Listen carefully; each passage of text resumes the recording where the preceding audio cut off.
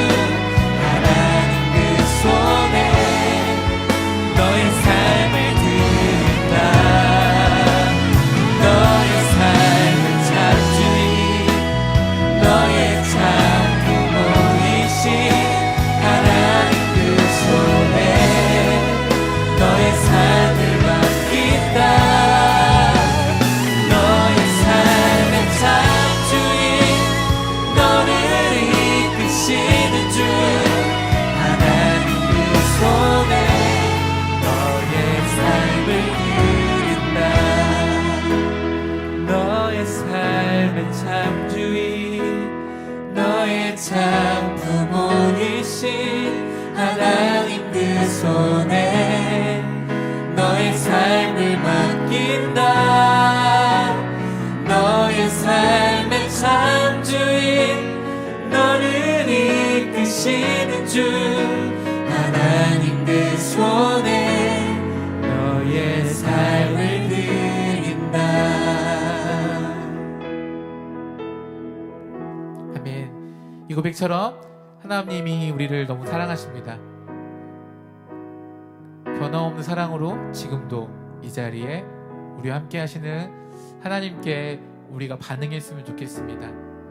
우리 삶의 참 주인이 되시는 주님께 하나님 우리의 마음을 하나님 예배하는데 더 온전히 내어드리도록 인도해 주시기 원합니다.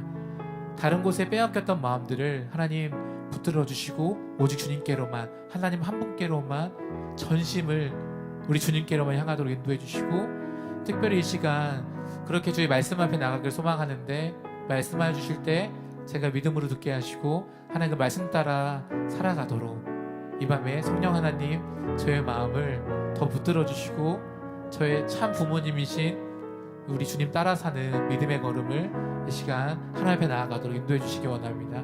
그 마음 담아서 우리 같이 기도하며 나아가겠습니다.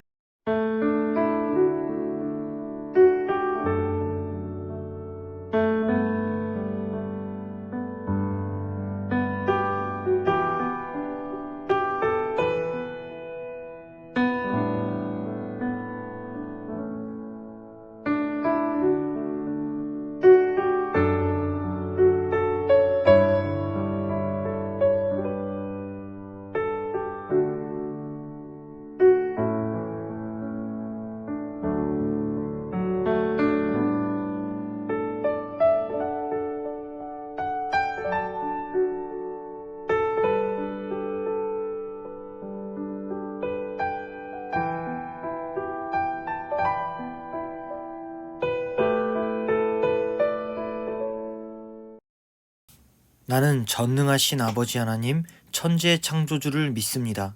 나는 그의 유일하신 아들 우리 주 예수 그리스도를 믿습니다.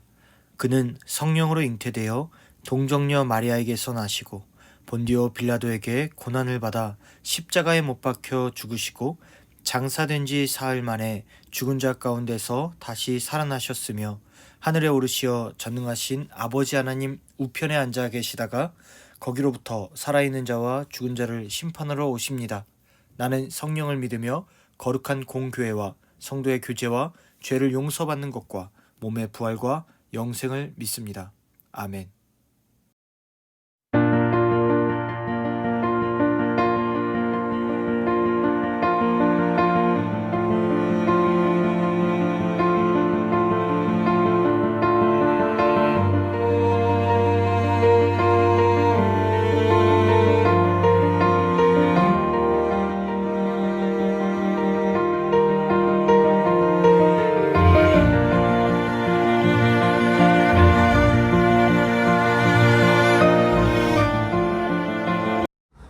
자, 우리 이제 함께 말씀 나눌게요. 우리가 지난주에는 성경에 대해서 2부, 일반 계시와 특별 계시에 대해서 같이 말씀을 나눴습니다. 전도사님이 특별 계시는 무엇이라고 말했냐면, 특별 계시는 하나님이 자신을 직접 드러낸 것, 직접 소개한 것이었어요. 일반 계시는 하나님이 살아계시는구나, 하나님이 계시는구나 라고 피조물들이 알 수가 있었다면, 특별 계시는 그 하나님이, 그 신이 누구신가 라는 것을 하나님이 직접 소개한 것을 특별 계시라고 전도사님은 이야기했습니다. 온전한 특별 계시는 예수님이죠. 온전한 특별 계시는 예수님입니다. 그리고 그 예수님에 대해서 기록한 책이 바로 이 성경이죠. 그래서 성경은 특별한 거예요. 하지만 성경 그 자체는 책이에요. 하나님의 감동, 즉 하나님을 알고 하나님에 대해 소개했고, 그것에 바로 하나님의 일반 계시와 특별 계시가 함께 만나고 공존하기 때문에 이 성경이 특별한 거지, 그냥 성경은 사실 일반적인 책입니다. 그래서 우리가, 여러분 오해하지 말아요. 성경을 또 우상시하면 안 돼요. 우리가 성경을 보는 이유는 하나님과 사랑하기 위해서, 하나님이 어떤 분인지 알기 위해서입니다. 전도사님 지난주에 말한 거하고 똑같아요. 어떤 거냐면 이 성경을 우상시 여기지 말라는 거는 성경을 너무 지식적으로만 아는 거에 집착하지 말자는 거예요. 또 그리고 성경을 우상시 여기지 말라는 거는 옛날에 한국교회에서는 이런 가르침들이 많았어요. 근본주의적 신앙. 그건 뭐냐면 성경 이 문자 그대로 하나하나가 완전하다, 완벽하다. 그래서 토시 하나 안 틀리고 지키려고 하는 사람들이 많았습니다. 그 대표적인 예가 뭐냐면 좀 이상한 사람들이 있어요. 그 뭐냐면 성경에 돼지고기 먹으면 안 된다고 해서 돼지고기를 안 먹고 그 생명되는 피지 먹지 말라고 해서 선지국을 먹지 않았던 옛날 우리 할아버지들 할머니들의 이런 신앙적 사고관이 옛날에 있었습니다. 그 왜냐하면은 성경을 문자로만 바라보는 근본주의적 성격 때문이에요. 잘못된 거예요. 하나님은 이 성경을 지으실 때, 저작할 때 그 저자의 생각, 지식, 문화적인 배경, 사고방식 그 모든 것을 고려해서 성경을 만드셨습니다. 대표적인 예가 바로 예레미야하고 다니엘이에요. 예레미야를 보면은 하나님께서 예레미야에 대한 이스라엘의 멸망에 대해서 꼭 회복이 있는데 굉장히 뭔가 예레미야를 달래주시거든요. 근데 에스겔은 완전히 분노하시는 하나님이에요. 에스겔의 머리를 막 붙잡고 인자야 이걸 봐라 막 하시는데 하나님이 너무나 무서워요. 성경을 그래서 구약부터 창세기부터 요한계시까지 쭉 보잖아요. 각각 저자의 기질대로 성경이 성격이 되어 있다는 것을 우리는 알 수가 있어요. 왜냐하면 이 성경의 저자들도 이렇게 완벽한 성경책이 되리라고는 상상을 못했어요. 하나님의 특별한 임재, 특별한 개입이 기록했을 뿐입니다. 그리고 이 성경의 저자들은 분명히 기록한 목적들이 있어요. 이 기록한 방식들이 있거든요. 예를 들면 여러분 이제 교차대국법이라고 해서 수미상관, 맨 윗과 아래 끝이 같다라는 이러한 문학적 기법에 대해서 여러분들 국어 시간에 많이 배울 거예요. 안 배운 친구들도 있을지도 몰라요. 성경엔 이 수미상관의 이런 같은 문학적 기법이 굉장히 많이 쓰여집니다. 그것은 뭐냐면은 고대 근동의 문학의 기법 중에 하나거든요. 정말로 중요한 내용을 가운데 중심 구절에 두고 맨 위, 아래 이것을 같이 또한 만들고 A, A-B, B-C, C-B, B-A, A- 막 이런 비슷한 구절의 이런 기법들이 있거든요. 그러니 여러분 성경을 오늘날의 관점으로 그냥 읽으면 저자의 의도를 정확하게 알 수가 없어요. 그래서 성경을 정말로 자세히 알려면 저자의 의도가 무엇인지, 당시의 문화적 사회가 무엇인지 이걸 알아야 돼요. 모르면 성경에 대해서 많이 오해할 수 있습니다. 그래서 우리가 성경을 배워야 돼요. 그럼 누구한테 배우냐? 당연히 전도사님한테 배워야죠. 당연히 여러분 나중에 뭐 같이 섬기는 교회에서 배워야죠. 저기 신천지나 뭐 다른 이단에서 성경 공부한다고 따라가면 안 돼요. 왜냐하면 그들은 전도사님이 말한 것처럼 저자의 의도, 목적, 당시의 시대적 배경 하나도 생각하지 않고 성경을 자신의 입맛에 짜집기 해서 성경을 가르치기 때문에 우리는 여기에 대해서 굉장히 조심해서 배워야 됩니다. 그래서 여러분들 전도사님들이 필요한 거예요. 그런데 이거를 모르고 이 성경의 저자의 의도, 기록 목적들 이런 걸 모르고 오늘날 과학주의에 빠진 사람들, 인문주의에 빠진 사람들은 성경의 오류를 찾아냅니다. 그러면서 하는 말이 이거거든요. 예를 들면은 성경의 당시의 저자의 상황, 문화적 배경도 모르고 성경에서 바울이 지동설이나 아니면 지구평면설을 얘기한 구절들이 있어요. 지구는 평면이에요? 동그랗죠, 당연히. 그럼 지구가 아니라 태양이 막 지구 중심에서 돌아요? 지구가 자전축을 중심으로 돌고 있죠. 근데 이때 당시의 사람들은 지구가 평면이라고 생각했어요. 그리고 이때 당시 사람들은 지구가 자전적으로 도는 것이 아니라 주변에 태양계가 돈다고 생각했어요. 이때 당시 과학적인 사고방식이 당시에 성경의 저자들이 가지고 있던 문화적 배경이거든요. 자, 그럼 여러분들은 이렇게 생각할 수 있어요. 그럼 성경에 틀린 것, 성경에 오류가 있을 수 있나? 라고 생각할 수 있어요. 자, 이제 전도사님 말 잘 들어보세요. 여러분, 성경은 완전한 책입니다. 전도사님, 바울이 지구평면설을 얘기한다면서요? 천동설을 얘기한다면서요? 여러분, 그렇게 생각할 수 있는데 아니에요. 잘 들어보세요. 히브리서 13장을 보면 삼손과 그리고 이삭 얘기가 나오는데 우리의 의문점을 들게 하는 구절이 있습니다. 믿음의 영웅들에게서 삼손이 나온다? 삼손, 전형적으로 실패한 사람입니다. 나시린으로 하나님께 택정받아서 태어났어요. 그런데 하나님의 말씀을 어겼어요. 여자 때문에 결국 하나님의 말씀을 어기고 두 눈이 뽑히고 묶임을 받아서 당시에 이스라엘의 원수인 블레셋에게 광대가 되어버린, 그 인생이 비참해버린 삼손의 이야기. 그리고 마지막 최후에는 하나님, 내가 저들에게 복수를 할 수 있도록 도와주세요 라고 기도함으로써 그 블레셋의 재주 부리는 과정 가운데 그 기둥을 뽑음으로 블레셋 사람을 죽였던 삼손 이야기. 그가 믿음의 영웅에 기록되어 있습니다. 또 이삭. 여러분, 이삭이 야곱을 축복할 때며 식탐 때문에 축복했어요. 창세기에 보면은 분명히 구약에 그렇게 기술되어 있습니다. 서술되어 있어요. 이삭이 믿음으로 야곱을 축복했다? 에서가 사랑한 고기를 사랑해서 에서를 사랑했고 그 고기 때문에 에서를 축복하려고 했던 것이 바로 이삭이었습니다. 이삭 실수했어요. 하나님에 대해서 별로 경홀히 여기고 하나님의 신앙에 대해서 별로 좋게 생각하지 않는 에서에게 축복하려고 했던 이삭. 여러분, 이걸 보면은 과연 그들이 믿음의 영웅으로 들어갈 수 있었을까요? 아닙니다. 들어갈 수 없었을 거예요. 우리 생각에 보면요. 그런데 하나님은 인간이 부족하다는 걸 누구보다 아시는 분이에요. 삼손? 하나님께서는 블레셋을 구원하기 위해서 삼손을 택하셨습니다. 그리고 삼손 또한 그렇게 살기를 원했어요. 그래서 삼손은 꾀를 냈습니다. 그래서 블레셋 사람을 어떻게 많이 죽일까?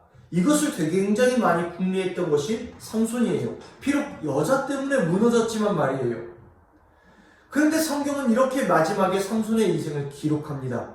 그가 생전에 블레셋 사람을 죽인 것보다 그가 죽기 전에 죽인 블레셋 사람이 많았다고. 이스라엘을 압박하고 이스라엘을 핍박하는 블레셋 사람들, 블레셋 사람에게서 이스라엘을 구원하기 위해서 하나님은 삼손을 택하셨죠. 결국 하나님은 삼손의 그 사명을 다하도록 인도하신 거예요. 그래서 믿음은 내가 어떠해서 구원받는 게 아니라 하나님이 나를 사랑하시는 이유 때문에, 그 어떠한 이유 때문에 우리는 구원받은 거예요. 우린 연약한 거 하나님 아세요. 그러나 하나님은 하나님이 목적한 바를 반드시 성취하십니다. 그래서 완전하신 거예요. 이삭? 분명 눈이 어두웠죠. 분명 식탐으로 에서를 축복하려고 했죠. 하지만 하나님의 계획과 하나님의 인도하심으로 말미암아 야곱이 축복받습니다. 히브리서 13장에 나오는 믿음은 이런 거예요. 너희가 어떠해서 구원받은 것이 아니라 하나님의 어떠하신 하나님의 믿음으로 말미암아 너희가 구원받은 거야 라고 히브리서 13장은 이야기를 하는 거예요. 자, 여기서 나왔던 구절로 우리가 알 수 있는 것, 하나님은 우리의 부족함, 연약함 아신다. 그런데도 우리를 사용하신다. 그런데도 우리를 인도하신다. 그럼에도 불구하고 하나님은 목적한 길을 반드시 성취하신다. 하나님은 전능하시다 라는 거예요. 분명 바울의 사고방식 중에서는 지구가 평면이라는 사고방식이 분명히 있었습니다. 그래서 성경을 쓸 때 그걸 참고해서 썼죠. 분명히 지구 평면설은 틀렸어요. 하지만 바울이 목적했고 성경을 썼던 목적은 지구가 평면이다 이걸 주장하기 위해서가 아니라 교회들에게 하신 하나님의 말씀이 우선이었다는 거죠. 여러분, 그래서 우리가 성경을 문자 그대로만 받아들이면 안 되는 이유가 여기 있는 겁니다. 저자의 기록 목적, 이것을 바라봐야 되는 거예요. 성경 완전합니다. 완전해요. 물론 과학적으로 틀린 얘기들이 기술되어 있을지 몰라요. 그러나 전사님이 지난주에 뭐라고 했죠? 특별계시에서 우리가 바라봐야 될 초점은 예수 그리스도. 우리가 성경에서 바라봐야 될 것이 바로 예수 그리스도인 거예요. 사랑하는 여러분, 전도사님은 성경에 오류가 있다고 얘기하는 것이 아닙니다. 그때 당시에 고대 근동의 문화의 사람들 부족하죠. 뭐 지식적으로 아는 게 뭐가 있어요. 그러나 그럼에도 불구하고 하나님은 특별히 그들에게 나타나셨고, 그들의 사고, 그들의 방식, 그들의 문화를 존중하셨고, 그들의 생각을 아셨고, 그래서 그들을 통해서 하나님의 특별한 임재와 개입을 설명하셨습니다. 그래서 성경은 과학에 대해서 별로 안 나와요. 성경에 나타나는 건 예수 그리스도인 거예요. 그럼 우리가 주목해야 될 것은 무엇이다? 예수 그리스도. 예수 그리스도라는 사실을 기억하시길 바랍니다. 그리고 성경에서 나타난 신앙적인 내용들, 성령의 열매들, 많은 사람들 이렇게 성경을 보잖아요. 꼭 이상한 거에 집중하는 사람들이 있어요. 그것은 어떤 거냐면 은사, 막 초월적인 신비적인 것들.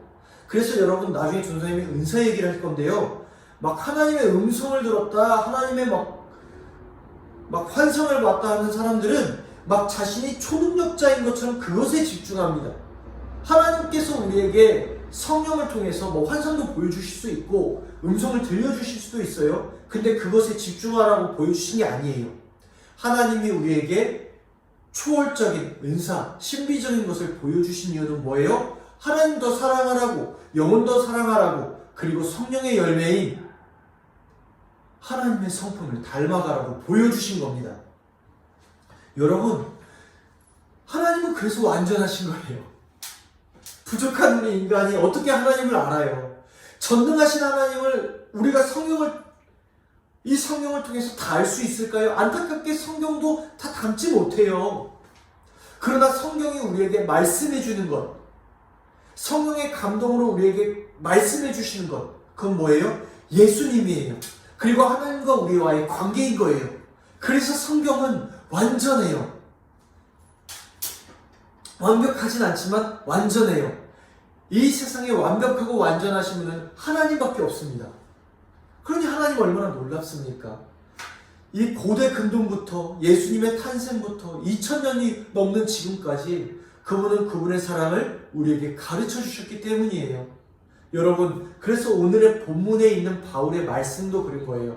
하나님의 성경은 바르게 함과 의로 교육하기에 유익하니, 그리고 이 성경이 뭐로 되어 있다? 성령의 감동으로 되어 있다.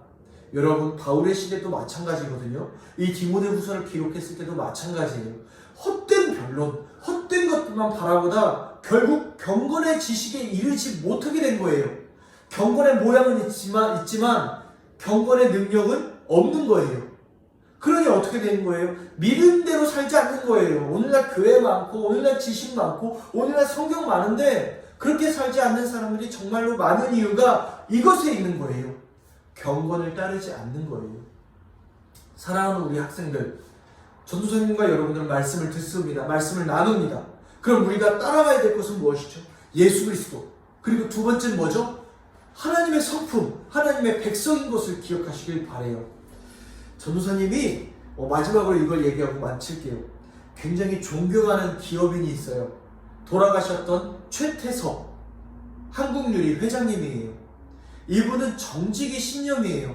오늘날 정직, 이 정직을 따라가다 보면 참 손해보는 게 많거든요. 너무 많아요.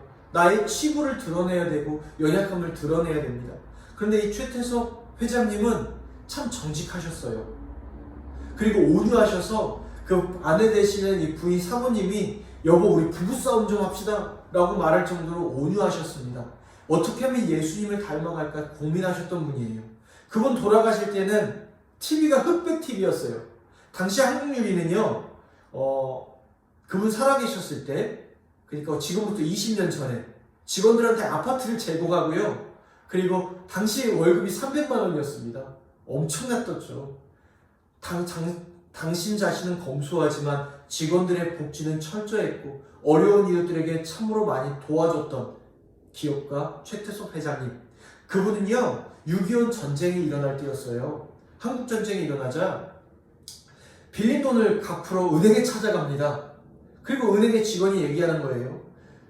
아니 지금 전쟁이 곧 시작이고 피난에 가는데 이렇게 당신이 만드는 부채의 영수증이 부채를 서명한 것도 없어졌을지도 모릅니다.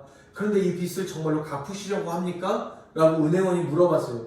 이 최태석 회장님은 네, 갚습니다. 정직하게 갚았대요. 그리고 6.25가 끝나고 이 원양어선을 부산에서 하시는데 생선이 많이 잡히는 거예요. 그래서 딱 아무래도 이 배를 더 사야겠다고 해서 은행에 갔대요. 그래서 대출을 받으러 가는데 안 된대요. 이제 전쟁이 끝나가지고 미안하지만 대출을 할 수 없다라고 생각을 했대요. 이 최태섭 회장님이 돌아가면서 예전에 갚았던 그 빚을 잘 갚았는지 물어보려고 그때 당시 받았던 영수증을 보여주니까 그때 당시 은행원장이 나타나서 이렇게 얘기를 했다는 거예요. 바로 당신이셨군요. 한국 전쟁에서 정직하게 당신이 갚았던 그 돈은 아직도 우리 사이에서 전설적으로 회자되고 있습니다. 라고 말하면서 당시처럼 정직한 분은 우리가 무조건 돈을 빌려드릴 수 있습니다. 라고 해서 돈을 빌려드렸대요. 그래서 나중에 후에 이분이 한국유리라는 이 전설적인 이런 기업을 세웠죠. 물론 그분이 돌아가시고 난 후에 자신의 아들에게 경영권을 물려줬으면 좋겠는데 그렇지 않았어요. 너무 시대를 앞세운 분이라서 경을 잘하는 다른 분한테 맡겼는데 이분이 안타깝게도 한국유리를 프랑스 회사에 팔아버렸습니다. 이건 좀 아쉽긴 해요. 하지만 그분이 살아생전에서 정직과 이 신념은 엄청난 겁니다. 여러분, 믿음이란 이런 거예요. 내가 손해를 볼 수 있어요. 그런데 하나님의 인도하심으로, 하나님의 뜻하심으로 이 최태섭 회장님은 그 길을 간 거예요. 이유는 없어요. 손해볼 거 감수하고 가는 거예요. 왜? 말씀이 그렇게 기록되어 있으니까. 그리고 믿음의 가치를 따라갔기 때문에 현재의 이익의 가치, 이걸 바라보지 않은 거거든요. 그래서 이 최태섭 회장님은 살아생전에 많은 이웃들을 섬기면서 그렇게 사셨습니다. 그리고 한국유리도 당시에 기독교 기업으로서 큰 영향력을 펼쳤었죠. 전도사님, 여러분들은 이렇게 되기를 원합니다. 하나님의 말씀, 여러분 지식적으로 바라보면요, 어떻게 이렇게 지켜요? 내 마음대로 이렇게 살죠. 하지만 오늘의 전도사님과 함께 나눴던 바울의 디모데후서의 말씀, 경건의 모양, 정말로 경건의 능력, 성경을 쫓아가는 이유, 예수 그리스도를 알기 위해서라는 겁니다. 믿음의 가치를 따라가시길 바랍니다. 그럼 우리도 성경의 인물처럼 살 수가 있어요. 거룩하게 나아갈 수 있어요. 결국 그 모든 우리의 삶의 모든 것을 마칠 때까지 인도하시는 분은 하나님이시기 때문이에요. 그래서 믿음의 영웅 중에 삼손과 이삭이 거기 기록되어 있지 않습니까? 비록 부족했지만 실패했지만 하나님이 결국에 이루시지 않습니까? 우리 인생도 마찬가지라는 거예요. 사랑하는 여러분, 성경을 사랑합시다. 그리고 이 말씀에 믿음의 가치를 가지고 말씀을 따라갑시다. 손익계산하지 맙시다. 주님을 바라봅시다. 우리 함께 우리를 인도하시는 하나님께 감사드리며 우리 함께 같이 기도하겠습니다. 기도할게요.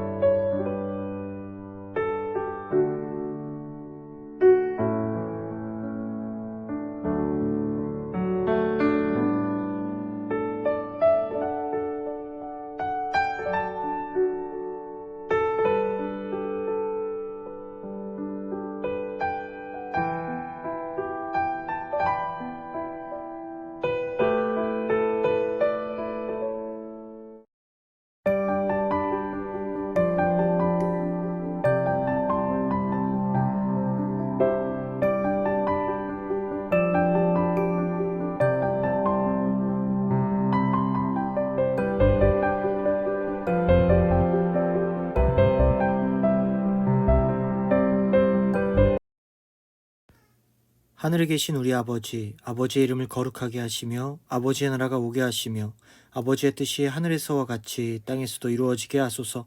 오늘 우리에게 일용할 양식을 주시고 우리가 우리에게 잘못한 사람을 용서하여 준 것 같이 우리 죄를 용서하여 주시고 우리를 시험에 빠지지 않게 하시고 악에서 구하소서.